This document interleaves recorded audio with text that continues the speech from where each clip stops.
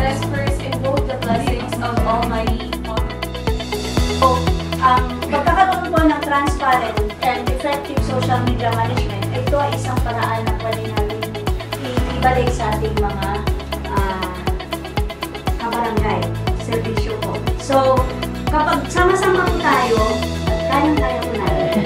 At huwag niyo po ang Palawan State University College of Business and Accounting po sa information technology. So, yung mga expertise po talaga nila ay inline po sa ituturo nila ngayong araw.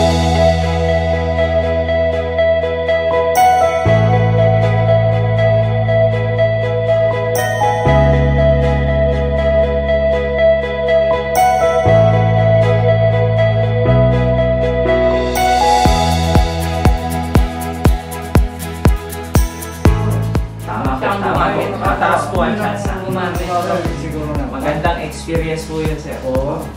So, maraming tayong matututunan sa mga ganong experience.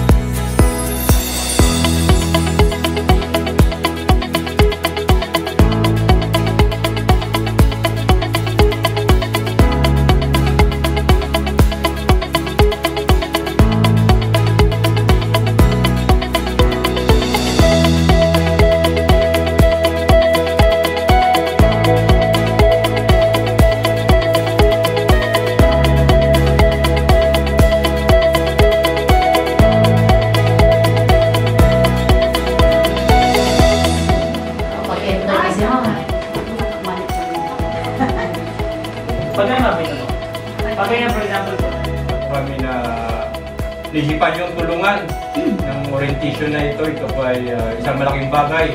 Dagdag ka naman sa bawat isa sa amin pang magampanan at mapalawig pa ang aming panunungkulan o magampanan ang lahat ng responsibility sa barangay.